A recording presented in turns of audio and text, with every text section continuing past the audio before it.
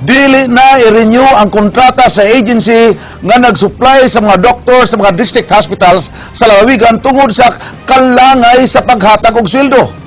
Paminusan usab sa Kapitolyo ang budget sa lalawigan sa Subo sunod tuig. Ryan Sorote, Sugin Limi. Gipagamyan sa Cebu Provincial Government ang proposed bill ni ini alang sa tuig 2014. Mao kini ang nasabutan nila Cebu Governor Hilario Junjun Davide III atol sa budget consultation uban sa mga department heads o provincial board members sa Kapitolyo. Matod sa gobernador, nga dakura kaayo ang gahin sa miging tuig nga naa sa 3.6 billion pesos. Plano sa Kapitolyo nga naara sa 2 hangtod sa 3 billion pesos ang budget sa probinsya sunod tuig. Ito tumagon last time in 2013. 2013 budget was bloated. Yeah, we don't want to get to kuan ba. We just want to be realistic sa atong prepare sa budget. Siguraduon hinuon ni Governor Davide nga dunay tukmang gahin alang sa mga programa sa Kapitolyo og sweldo alang sa ilang mga empleyado. Samtang giklaro ni Davide nga up to date nga nagbayad ang Kapitolyo sa agency nga mo'y nag-supply sa mga doktor nga gi-outsource sa probinsya alang sa mga district hospitals. Ang agency gireklamo nga dugay mo hatag og sweldo. Nagplano ang Kapitolyo nga di na i-renew ang kontrata tali sa agency nga mo expire Pebrero sa sunod tuig. Mato ni Davide, ang Kapitolyo maunay muhar sa mga doktor. Ito tumagon last time in 2013. 2013 budget was bloated. Yeah, we don't want to get to kuan ba. We just want to be realistic sa atong prepare sa budget. Ryan Sorote, News 5. Kapin sa 600,000 pesos ang gastuhon sa pag-renovate sa opisina sa gobernador. Ug mga adlaw, i-award na ang kontrata sa nakadaog sa bidding. Atong balikan si Ryan Sorote alang sa dugang detalye. Doon na nakadaog na kontraktor alang sa renovation sa Office of the Governor. Sa kantidad na 641,000 pesos, nakadaog sa bidding sa Provincial Bids and Awards Committee ang Biao Construction. Matod ni Cebu Provincial Engineer Hector Hamura, kinsa membro sa BAC, duha lang sa orihinal nga unom ka mga kontraktor ang nakasalmot sa ilang final bidding kagahapon. Matod ni Hamura, nagkuwang og rekisito ang ubang mga kontraktor sa bidding sa miaging semana, hinungdan na dunay failure of bidding. As much as possible, kung ma-award na namo niya, amo siyang kuanon, amo siyang i-try og ma-kuan niya as much as possible, masugdan na niya.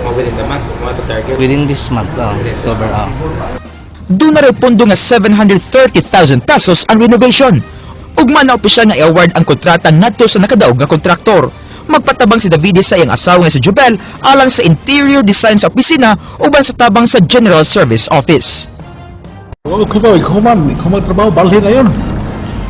Kuan, basog hopefully karong dito man dili trabaho siguro 30 days or 40 no one basog December po makabalik ako.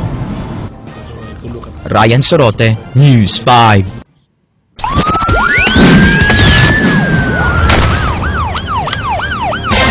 Sama sa idiomatic expression nga there's always a light at the end of the tunnel, ingon niini ang nahitabo sa kaso sa pagpatay sa tigpamaba sa PIDEA 7 nga si Jesse Tabanao. Duna nay gihuptan nga hulagway ang kapulisan sa gingong hitman nga mo'y mipusil patay kang Tabanao ni adtong Setyembre 14. Andam na sad nga mo execute og affidavit ang mga saksi. Sugin Limi, Jinky Baguio. Gihuptan na sa City Intelligence Branch ang hulagway sa hitman nga mo'y mitira sa kanitig pamaba sa PIDEA 7 nga si Jesse Tabanao. Base sa investigasyon sa CIB nga usa ka lalaki ang miduol ni Tabanao sa iyang sakyanan sa mismong crime scene ni adtong Setyembre 14. Pipila ka minutos lang una siya gipusil sa lain pang lalaki nga mitabok gikan sa Pikasdan. Yes, Kwanjet, kaila sila. If you would look sa manner sa pagstorya nila, like about 20 to 30 seconds, taas-taas na kayo na ng istorya, di ba? Taas-taas na kayo ng istorya. Ang tulo ka mga testigo sa krimen andam nang mo-execute sa ilang affidavit aron pagpaligon sa kaso. Wa pamihatag og dugang impormasyon ang CIB apan tataw na matud pa nga kaila ra ni Tabanao ang hitman. Nasa nakuha, nasa hindi panghatag ng information. Although, pala, ngayon, nakatabang gyapon, but siguro, that's normal, no? That's normal, kay iya man ang bana, ma'am. Hindi lang nato i-divulge kung sa itong information. Kaganiha may bisita ang asawa ni Tabanaw sa ilang buhatan ug iya matud pa kining gipasaligan nga buhaton nila ang tanan aron daling masulbad ang kaso. Jinky Bargil, News 5.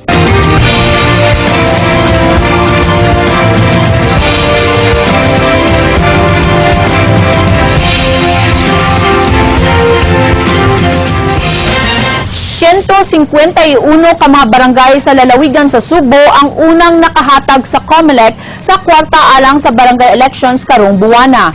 Ang mga barangay gikan sa 16 ka mga lungsod ug dakbayan sa lalawigan sa Subo. Base sa listahan sa COMELEC, wala pa miabot og katunga sa total ang gidaghanon sa mga barangay sa lalawigan sa Subo ang nakahatag sa kwarta. Ang deadline sa paghatag sa kwarta karon ang Oktubre 18. Ang kwarta mao ang gamiton sa COMELEC nga honorarium o transportation allowance sa Board of Election Inspectors. Ang dili paghatag giisip nga usa ka election offense ug mahimong ikiha. Kuha na sila. Hatag na sila contribution. Ang uban, commitment pa lang, pero we expect na they will honor their commitment, otherwise we might be pushed to the limit. 7 ka mga barangay sa lalawigan sa Subo gilista sa COMELEC ug kapulisan ubos sa election watch list of areas. 4 ka mga barangay ana sa lungsod sa San Fernando, usa sa Karkar, usa sa Tuburan ug usa sa Bugo City. Ang maong mga barangay gipanid-an sa kapulisan nga posibleng adunay may tabo nga tensyon atol sa umaabot nga barangay election. Sa ubang lugar sa Region 7, anausab sa election watch list of areas ang 27 ka mga barangay sa Negros Oriental ug usa sa Siquijor. Ang listahan gihimo sa Regional Joint Peace and Security Council nga gilangkuban sa kapulisan, kasundaluhan ug COMELEC. Number 2 is the names or list of the people who will run in the barangay election, because we have to conduct Mga tighimo og pabuto sa babag Lapu-Lapu nang gandam na sa pagkusog sa mga order alang sa Pasko ug bag-ong tuig. Ilang gisiguro karon ang safety sa mga himuanan og pabuto hubad sa nitabong disgrasya. King Perez, Sugin Limi. Naabtan sa TV5 sa Barangay Babag sa Dakbayan sa Lapu-Lapu nga gisugda na pagpangandam sa paghimo og pabuto alang sa maabot nga panahon sa Pasko. Labing inila ang Dakbayan sa Lapu-Lapu nga tighimo og mga pabuto. Adunay 5 ka mga recognized ka mga cooperative sa mga tighimo og mamaligya og pabuto. Ang pamilya nga Pungasi usa sa mga labing karaan nga tighimo og pabuto. Gisiguro pud namo nga maayo gid kayo pagka pikot ang papel dito nga di mo hungaw aron way disgrasya dili mo sirit. Aron kalikayan ng disgrasya, adunay distansya nga 300 meters ang tighimo og pabuto. Gipahibaw ni Lapu-Lapu City Mayor Paz Radasa nga padayon nilang gimonitor ang mga tigbaligya og pabuto nunot sa nahitabong aksidente.